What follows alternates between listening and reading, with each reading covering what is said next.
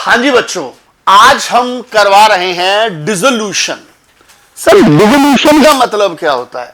Dissolution means complete दुकान का बंद होना।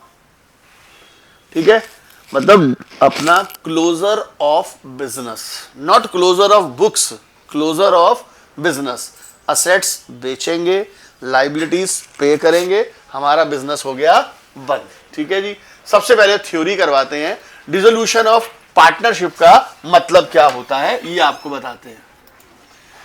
तो dissolution of partnership means firm is closed, business is closed, firm is dissolved as per section 39। ठीक है, अब हम क्या करेंगे?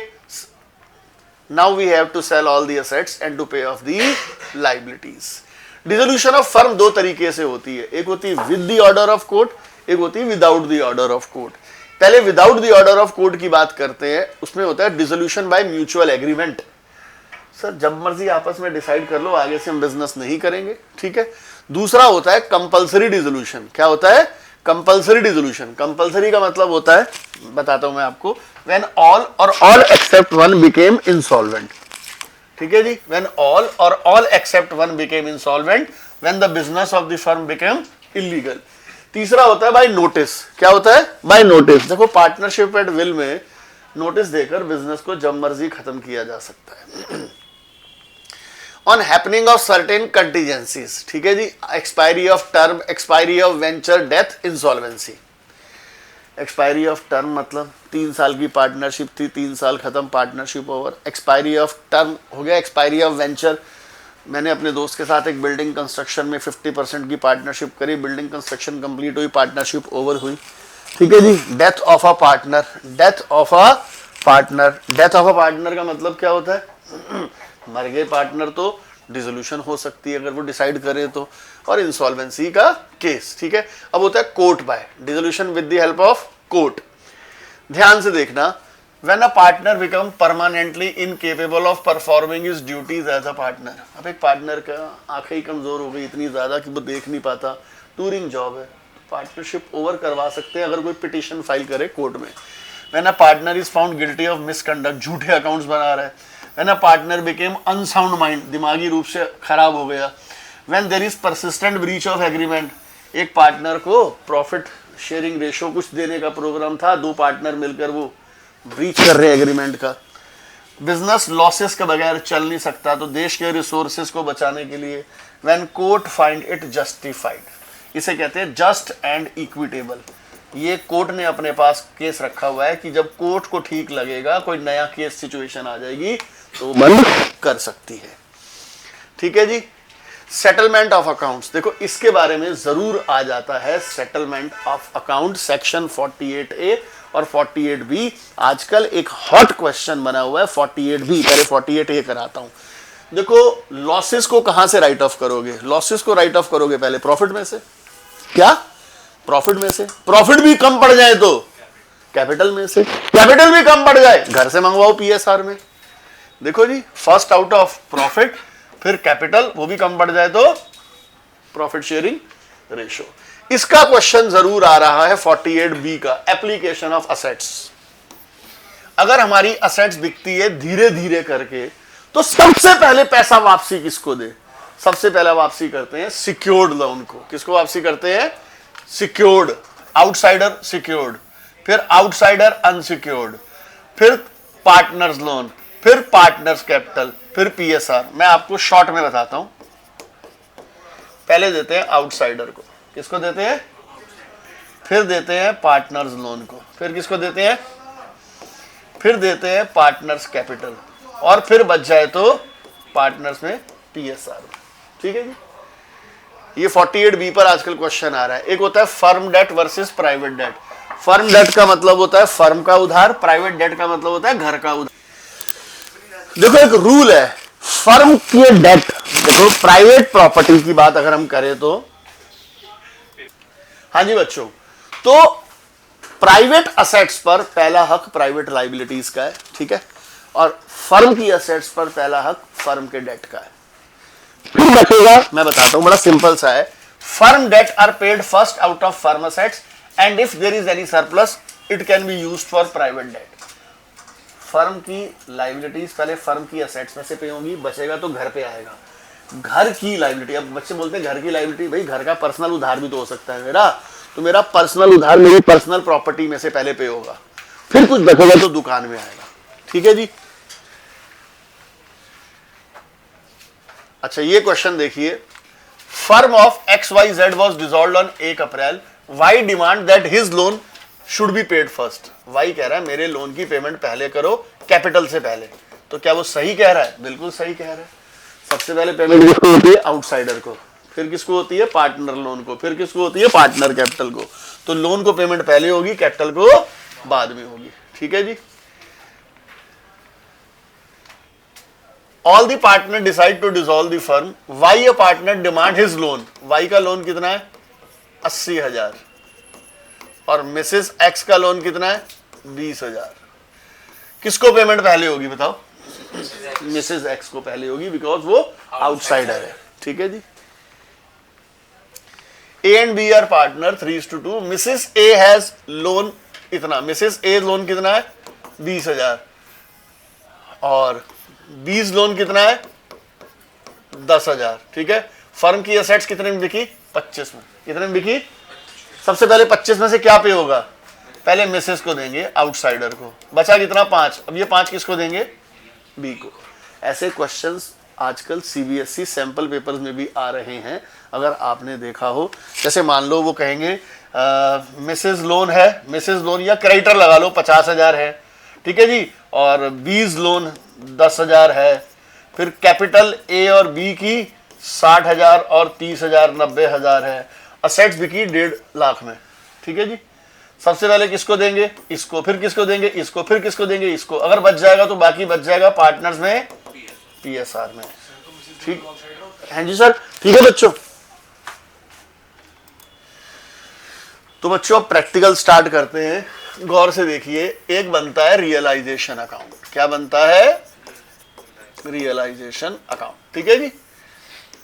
देखो सबसे पहला मेरा काम है असेट्स ट्रांसफर टू रियलाइजेशन। ठीक है। क्या काम है? Assets transfer to realisation. इसका मतलब होता है cancel the balance of assets from balance sheet. Cancel the balance of assets from balance sheet. ठीक है। आप मुझे बताओ असेट्स का बैलेंस क्या होता है? डेबिट।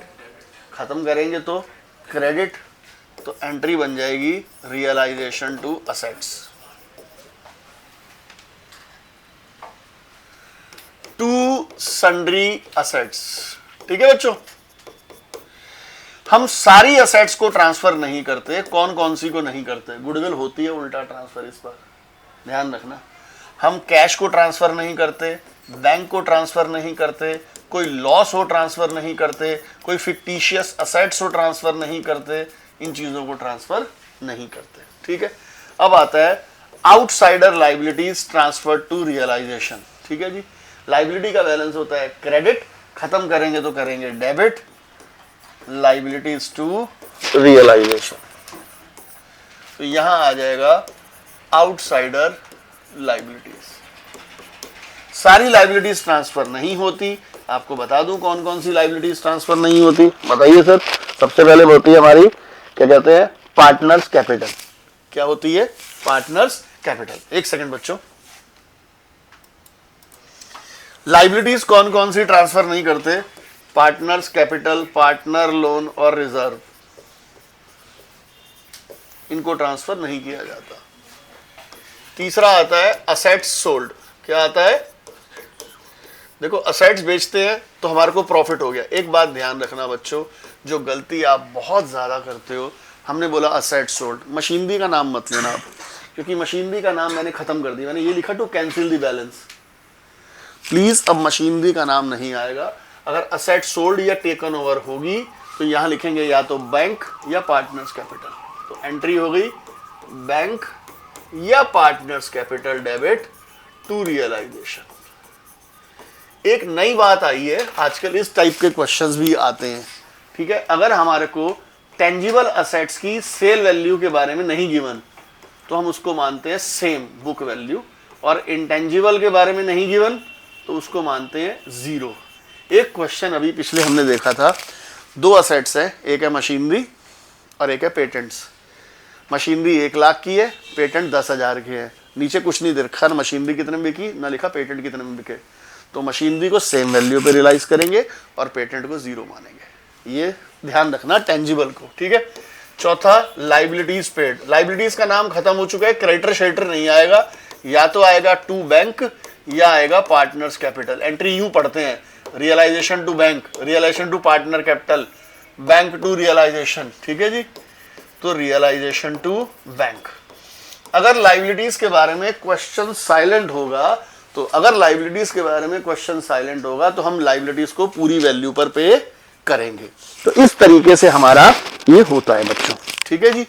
आगे देखिए जरा एक बार ध्यान से, सेल ऑफ असेट्स। अब आप मुझे बताओ सेल ऑफ असेट्स किधर आएगी, टू में बाय में।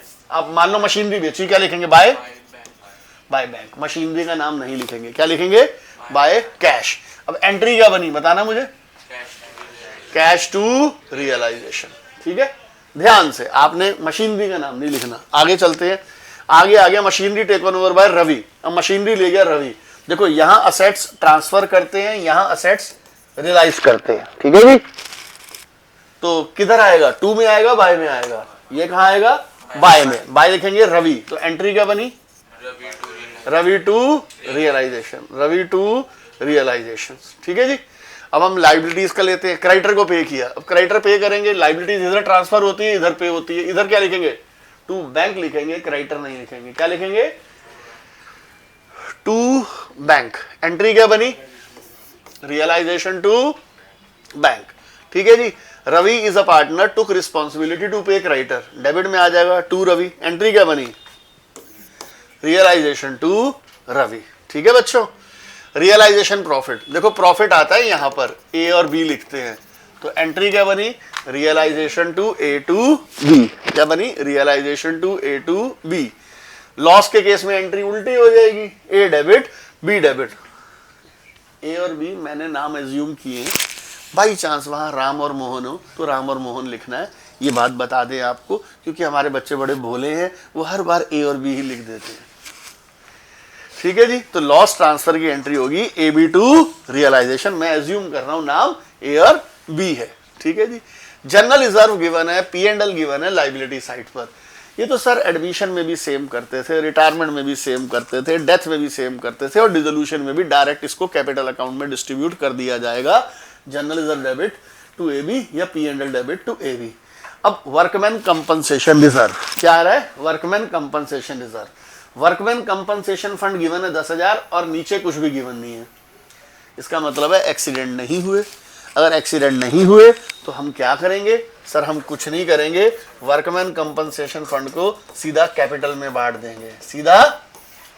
और मजेदार बात है, कैपिटल अकाउंट नॉर्मली हमें पेपर में बनाना नहीं होगा।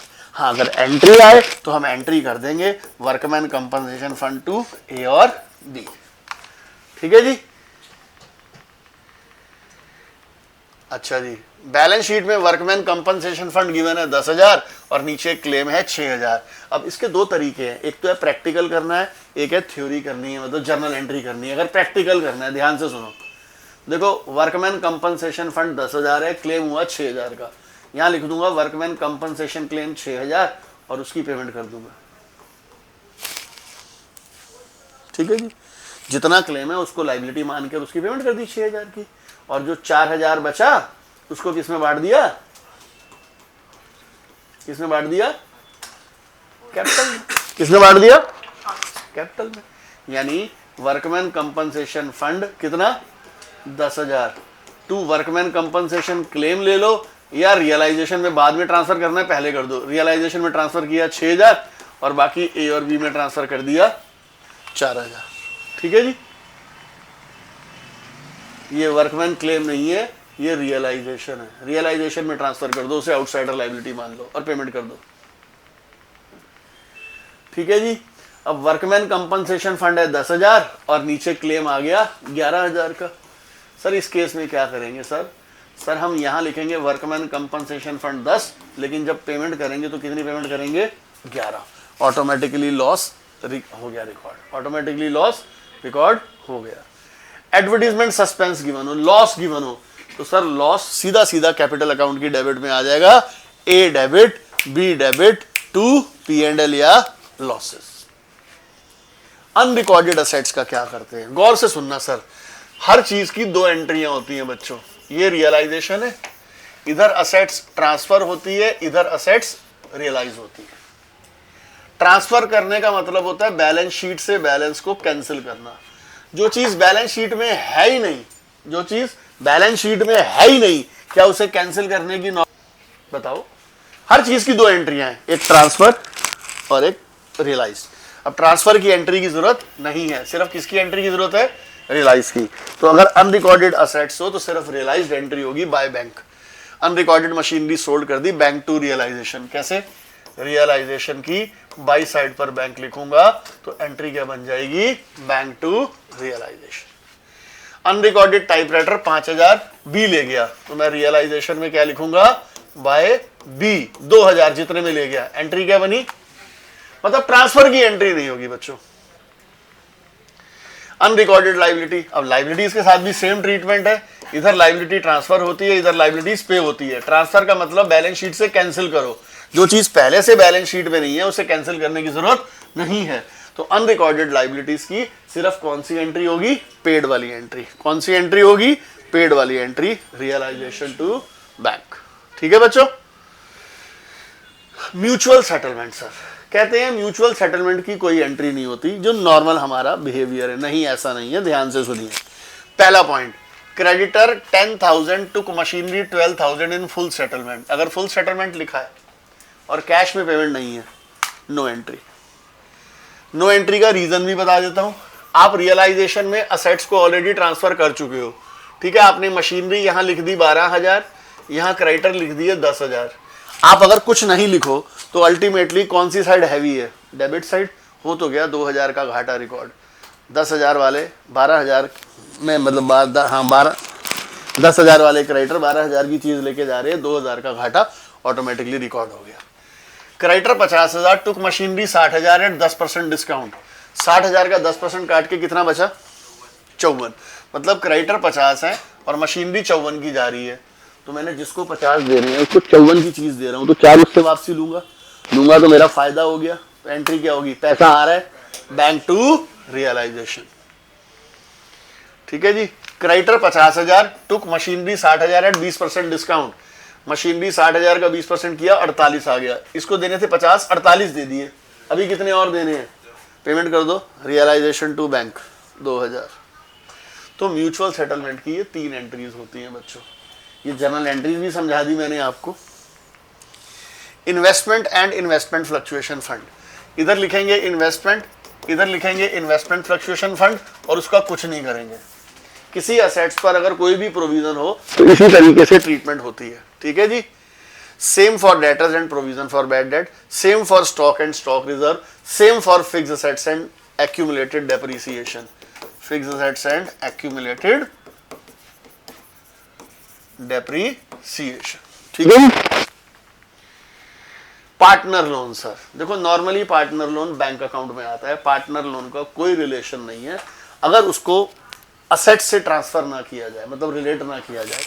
तो normally partner loan balance sheet में गिवन है, सीधा बैंक में पेमेंट हो जाएगी, बीज लोन टू बैंक, बस। और अगर प्रैक्टिकल आएगा तो हमारे को सिर्फ रियलाइजेशन अकाउंट आएगा, तो हमारे को फर्क ही नहीं पड़ता, हम इग्नोर मारेंगे इसको। अगर बीज लोन बैलेंस शीट में गिवन है 10,000 और उसकी पेमेंट कर रहे हैं 11,000, फायदा हुआ घाटा हुआ, 10 के बदले 11 दे रहे हैं दोस्तों, घाटा। अब घाटा तो देखो रियलाइजेशन में रिकॉर्ड होगा, डेबिट में। ठीक है जी। तो घाटा रियलाइजेशन की डेबिट में रिकॉर्ड हो रहा है और पेमेंट कर रहे हैं बैंक में उसकी हम 11,000। एंट्री क्या बनी, बीज लोन 10, बैंक 11, रियलाइजेशन 1। ठीक है जी। बैलेंस शीट में बी का लोन गिवन है 10 और बी को पे कर रहे हैं 9, कम पे कर रहे हैं भाई, फायदा हो गया। फायदा रियलाइजेशन में किस साइड आएगा, क्रेडिट पे, और पेमेंट में कितनी जाएगी 9,000। और एंट्री देख लो, इस बार रियलाइजेशन क्रेडिट हो गया सर। ठीक है सर, इतना सिंपल है सर ये चैप्टर, इतना सिंपल है, मुफ्त के नंबर है 5-6 नंबर। बी का लोन 10,000 है, सेटल्ड थ्रू मशीनरी। कहते हैं म्यूचुअल सेटलमेंट की कोई एंट्री नहीं होती बशर्ते वो चीजें रियलाइजेशन में ऑलरेडी ट्रांसफर्ड हो। क्या हम पार्टनर लोन को रियलाइजेशन में ट्रांसफर करते हैं? नहीं, बस इसको रियलाइजेशन में ट्रांसफर कर दो। रियलाइजेशन में बाय में लिख दो बीज लोन, एंट्री क्या बनी इसकी? बीज लोन टू रियलाइजेशन। बस लास्ट पॉइंट, अगर नेगेटिव बैलेंस हो, क्या बैलेंस हो? Negative balance. देखो नॉर्मली इससे रिलेटेड क्वेश्चन कम आता है पर पता होना चाहिए। हमारा बी का लोन है 10,000 और नेगेटिव कैपिटल है 7,000। नेगेटिव कैपिटल का मतलब क्या होता है? ये देखो यहाँ समथिंग समथिंग है, मतलब मान लो 27, ठीक है, और यहाँ है 34। तो अल्टीमेटली इसको कैश लाना है, ठीक है। एक सोच के बताओ, इधर से मैंने बी को पैसे देने हैं 10,000, इधर मैंने बी से लेने हैं, मैं मतलब बिजनेस के पॉइंट ऑफ व्यू से बात कर रहा हूँ 7,000। तो सर मैं यहीं एडजस्ट कर देता हूँ, तो यहाँ मैंने बी का लोन एडजस्ट कर दिया 7,000, मतलब लोन जो उसको पैसे देने थे 7 यहाँ एडजस्ट कर दिए, बाकी उसको कितने पैसे देंगे अब हम? कितने देंगे हम? 3,000। यानी 20 लोन जो 10,000 है वो 20 कैपिटल में एडजस्ट हो गया 7 और 5,000 3,000 उसको पे कर दिए। ये लीजिए। अच्छा अब लेते हैं बी का लोन है 10 और नेगेटिव कैपिटल है 11। लोन है 10, नेगेटिव कैपिटल है 11, तो 1,000 रुपए उससे ले लेंगे, बैंक या कैश एज द केस में भी 1,000 हम उससे ले लेंगे। तो ये 20 लोन की सारी बातें थी। अब आता है कंटिंजेंट लायबिलिटी। देखो ये टॉपिक 11th क्लास से हट चुका है, बिल्स ऑफ एक्सचेंज, फिर भी उससे रिलेटेड ये बात आती है। ए बिल ड्रॉन ऑन रवि, मैंने रवि पर बिल लिखा। एक सिस्टम होता है जो मैंने डिस्काउंट किया बैंक से, ठीक है। मान लो तुम रवि हो, मैंने तुम पर बिल लिखा, ठीक है जी, और बिल बैंक से डिस्काउंट करा लिया, बैंक से उस बिल के बदले पैसे ले लिए। इसका मतलब है ड्यू डेट पर पैसे लेने किसने? अब बैंक ने, और देने किसने? अब रवि ने, ठीक है जी। देने किसने? बैंक ने, और लेने किसने? बैंक ने, और देने किसने? रवि ने। लेकिन अगर रवि पैसे ना दे फिर बैंक मुझे पकड़ेगा। As the acceptor became insolvent and he paid 40 paisa इन रुपी, रवि सिर्फ 4,000 रुपए दे रहा है। कुछ टीचर्स या कुछ बच्चे गलती से ये कर देते हैं बाय मिस्टेक कि 4,000 तो रवि दे रहा है, हम बैंक को कितने पैसे दें? 6,000। बैंक इस तरीके से नहीं करता 4 तू दे दे, 3 तू दे दे, 2 तू दे दे, ऐसे थोड़ी होता है। ना ना ना, हम बैंक को पूरे 10,000 देंगे, मेरा घाटा रियलाइजेशन टू बैंक। वो आदमी मुझे 4,000 देगा, मेरा फायदा बैंक टू रियलाइजेशन। किसकी 2 एंट्रियां होंगी? एक कभी नहीं होगी सर। हाँ अगर वो जीरो इंसॉल्वेंट है, बिल्कुल नहीं दे रहा, तो एक एंट्री होगी, अदरवाइज वो पैसे दे रहा है तो नेट डिफरेंस से एंट्री नहीं हो सकती सर। रियलाइजेशन एक्सपेंसेस, सबसे क्रूशियल पार्ट अब आया। Realisation expenses, realisation expense 4,000 paid by firm and borne by firm. अगर कभी भी लिखा हो borne by firm, realisation debit कर दो, बोर्न लिखा हो तो रियलाइजेशन डेबिट कर दो, और पेड लिखा हो तो बैंक क्रेडिट कर दो। तो इस टाइम हमारी एंट्री हो रही है रियलाइजेशन टू, हाँ जी बच्चों, तो इस केस में एंट्री क्या होगी? Realisation to bank. अब आया realisation expense borne by firm. अगर फर्म बोर्न कर रही है तो रियलाइजेशन डेबिट होगा। पेड बाय पार्टनर, तो पार्टनर का नाम है, क्रेडिट कर दो, realisation to partner. Realisation expense borne by partner, मतलब रियलाइजेशन डेबिट नहीं होगा। Paid by firm, bank credit होगा, तो partner capital to bank. Borne and paid by partner, तो दुकान को मतलब क्या है फिर? दुकान कोई एंट्री करेगी इसकी? No entry. B was asked to look into dissolution and was paid 10,000, actual expense 12,000। सिर्फ इतना क्वेश्चन है। यहां पर कहीं पर लिख रखा है कि एक्चुअल एक्सपेंस बी भुगतेगा? बोलो नहीं। इसका मतलब ये वाला खर्चा भी दुकान का और ये वाला खर्चा भी दुकान का। In this point, question is silent about who will bear actual expense. It means business will bear. तो 2 एंट्रियां कर दो, रियलाइजेशन टू बी और रियलाइजेशन टू बैंक। इकट्ठे भी कर सकते हैं मर्ज करके, रियलाइजेशन बाइस to B to bank. Same question, लेकिन इस बार मैंने क्या लिख दिया? B will bear all realisation expense. मैंने बी को बोला तू सारा सामान संभाल, हम तेरे को देंगे 10,000, एक्चुअल एक्सपेंस तू भुगतेगा, ये बोल दिया क्लियर। तो दुकान का खर्चा कितना है, realisation to B 10,000। Actual expense के बारे में क्वेश्चन या तो बोले, ठीक है भाई, नॉर्मली एज्यूम घर से लाया, वो घर से लाया, no entry. If in question that he used business money, तो हम उसका ड्राइंग्स बना देंगे, बी टू कैश। ये स्पेसिफिकली मेंशन होगा, ध्यान रखना सर, लैंग्वेज इस टाइप की आती है क्वेश्चन में।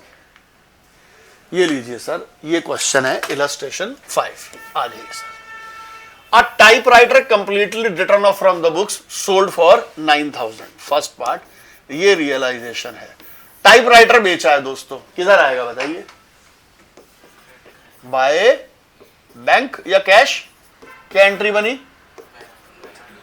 बैंक टू रियलाइजेशन, डन है जी।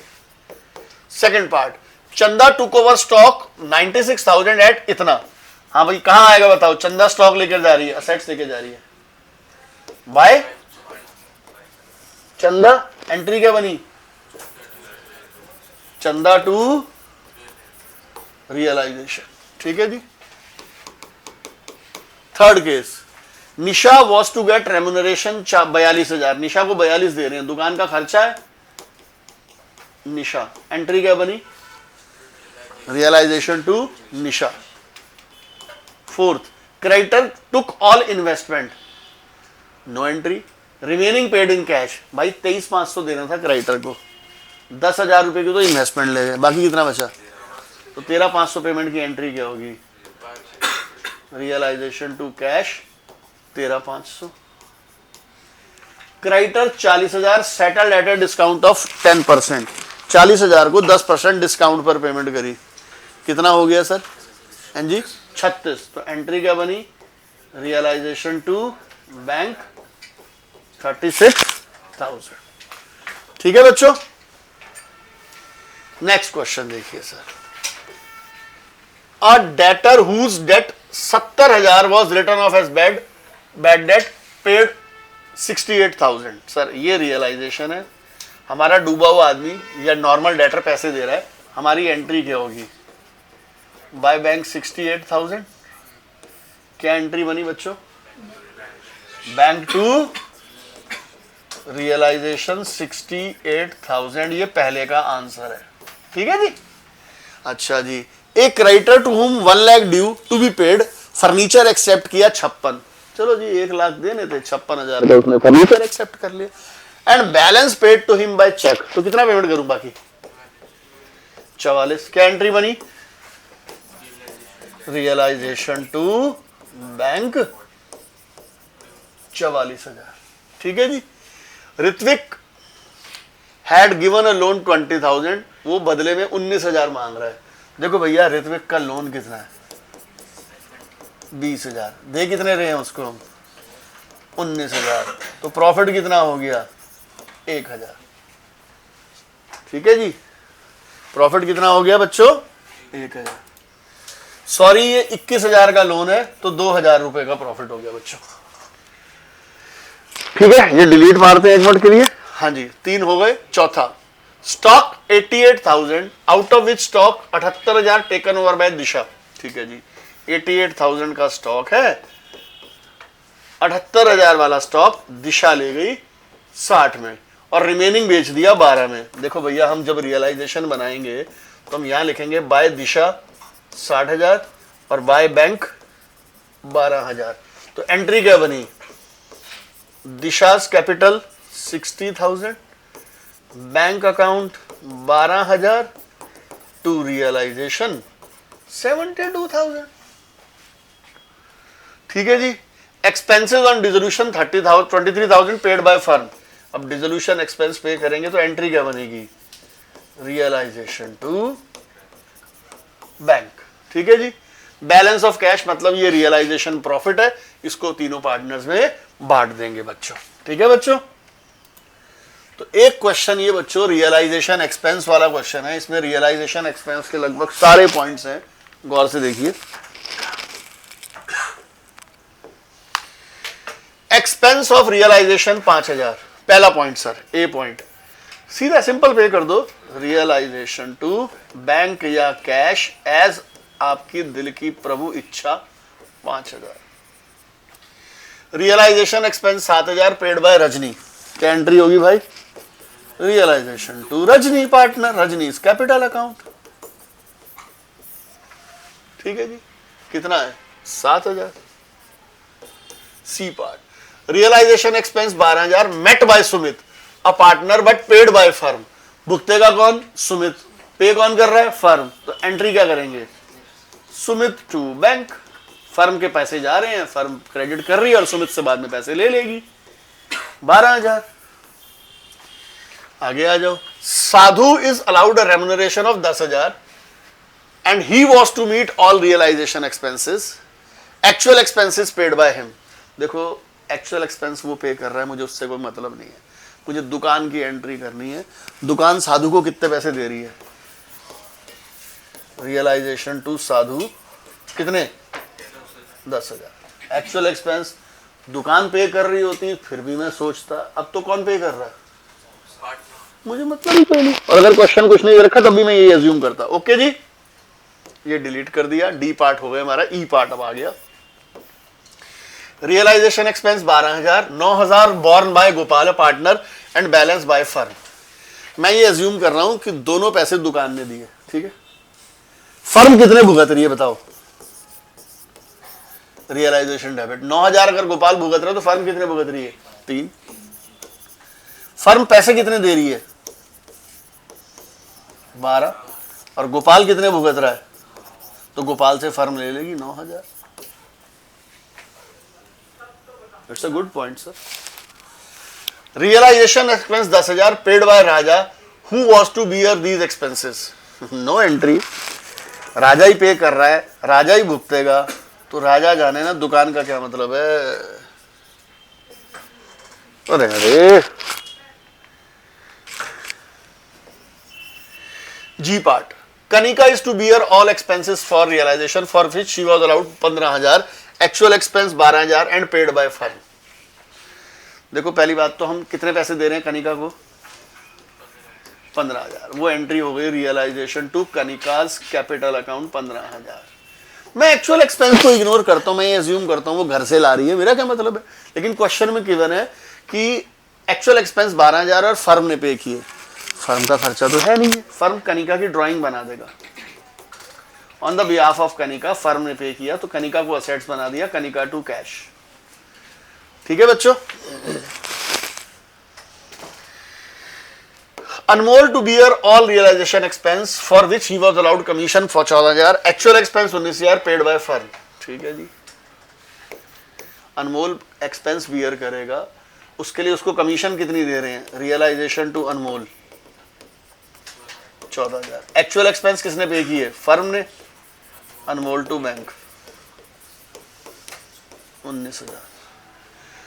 ध्यान से sir, realisation expense paid by A, paid by B, ये एक्सपेंसेस भुगतेगा कौन?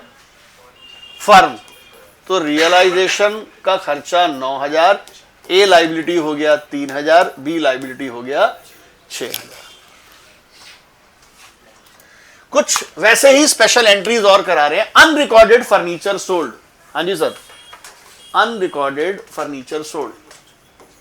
आप कोई भी असेट्स बेचोगे कहां लिखोगे बताओ मुझे? आप लिखोगे बाय कैश। एंट्री क्या बनी बच्चों? कैश टू रियलाइजेशन या bank to realisation. There was unrecorded assets 20,000। There was unrecorded assets how much? 20,000 which was taken over by Ramesh. आप मुझे बताओ क्या करोगे इसको? बाय रमेश कितना लिखोगे? एंट्री क्या बनी? Ramesh to realisation. ठीक है जी। Firm had unrecorded investment 20,000, 70% of investment sold at a loss of 20%।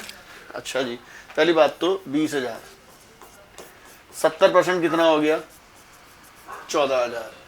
ये 20% लॉस में बेची। 20% कितना होता है? 2,800। तो बेची कितने में? 11,200 में। कितने में बेची? 11,200 में। और बाकी कितनी बची? 6000, कितनी बची 6000, वो बी ले गया 90% में, 90% कितना हो गया 5400। आप बताओ रियलाइजेशन में क्या करोगे आप। ठीक है, सबसे पहले रियलाइजेशन में बेची तो लिख देंगे बैंक, और बी ले गया तो लिख देंगे बाय बी। अब एंट्री क्या बनी आप देखिए गौर से, bank account debit to realisation 11200, और अलग अलग करनी है अलग अलग कर लो, इकट्ठी करनी इकट्ठी कर लो, और बी टू रियलाइजेशन 5400। ठीक है बच्चों, कंटिंजेंट लाइबिलिटी पेमेंट करी, सर कोई लाइबिलिटी की पेमेंट कर रहा हूं तो सिंपल एंट्री क्या हो जाएगी बताओ, बताओ बच्चों आप बताओ। रियलाइजेशन टू बैंक क्या हो जाएगी, realisation to bank. Unrecorded liability 15,000 की एक्स सेटल कर रहा है 10,000 में, तो हम क्या करेंगे बताओ, रियलाइजेशन अकाउंट में इधर आ जाएगा एक्स लाइबिलिटी पे कर रहा है तो रियलाइजेशन टू एक्स 10,000 रुपए। ठीक है जी, फर्म के पास अनरिकॉर्डेड फर्नीचर है 20,000, अनरिकॉर्डेड लाइबिलिटी है 12,000, दोनों अनरिकॉर्डेड है, गौर से देखना। 60% of furniture given to settle the unrecorded liability. पहली बात तो 60% फर्नीचर खत्म और अनरिकॉर्डेड लाइबिलिटी खत्म, नो एंट्री। अब 60% फर्नीचर खत्म, 40% फर्नीचर कितना बच गया, 20,000 का 40% 8,000, 8,000 बिका 90% में, कितने में 7,200। सर क्वेश्चन देखो, लैंग्वेज देखो सर क्वेश्चन की, एक बार जरा गौर से देखो। 20,000 रुपए का अनरिकॉर्डेड फर्नीचर है, 12,000 की अनरिकॉर्डेड लाइबिलिटी है, इसका 60%, इसका 60% कितना हो गया 12,000, एडजस्टमेंट हो गई सर। बचा कितना 40%, कितना 8,000, उसको बेचा कितने में 90% में, 10% कम कर दो यानी 7200।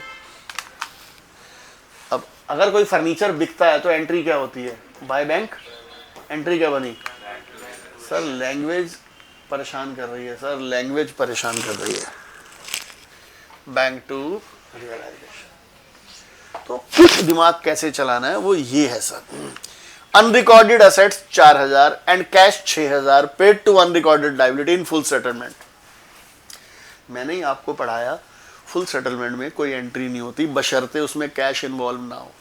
इसमें कैश इन्वॉल्व है, कितना इन्वॉल्व है, तो बस 6,000 की एंट्री होगी रियलाइजेशन टू कैश। वैसे अगर कैश ना होता असेट्स होती तो इसकी कोई एंट्री नहीं होती। अंकित अ पार्टनर एग्री टू पे मिसेस अंकित लोन।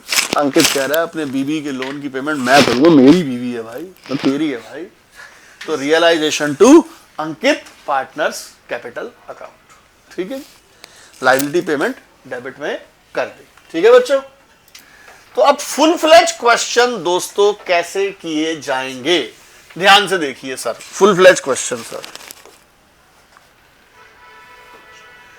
बैंक गिवन है, डेटर्स गिवन है, प्रोविजन गिवन है, स्टॉक गिवन है, मशीनरी गिवन है, बिल्डिंग गिवन है, क्रेडिटर गिवन है, ये गिवन है। Partner decided to dissolve. सबसे पहले तो बैलेंस शीट को खत्म करते हैं सर, हमारा सबसे पहला काम होता है बैलेंस शीट खत्म करना। असेट्स की बात करो, बैंक ट्रांसफर करेंगे क्या, नहीं छोड़ दो। डेटर यहां आएंगे, डेटर्स कितने हैं 40,000। प्रोविजन को ट्रांसफर कहां करेंगे, बाय में, और प्रोविजन की कोई पेमेंट नहीं होगी, किसी असेट्स पर कोई प्रोविजन हो उसकी पेमेंट नहीं होती। ठीक है जी। अब स्टॉक करेंगे, हां जी। मशीनरी करेंगे, हां जी। लैंड बिल्डिंग करेंगे, हां जी। असेट्स खा गए हम पूरी, बैंक को छोड़ दिया क्योंकि बैंक अकाउंट में आएगा। क्रेडिटर आउटसाइडर लायबिलिटी है, जी हां, चलो जी। कैपिटल ट्रांसफर नहीं करेंगे। अब कह रहा है असेट्स रियलाइज, स्टॉक कितने में बिका 45, लो जी by bank stock 45। Machinery 20% less, machinery कितनी है भाई 40,000, 40,000 का 20% कम 32,000 रुपए होगी। ठीक है जी। डेटर्स हो गया 35,000, लैंड एंड बिल्डिंग होगी 30,000 ज्यादा, 1,20,000 में 30 जोड़ दो कितना हो गया 1.5 लाख। ठीक है जी।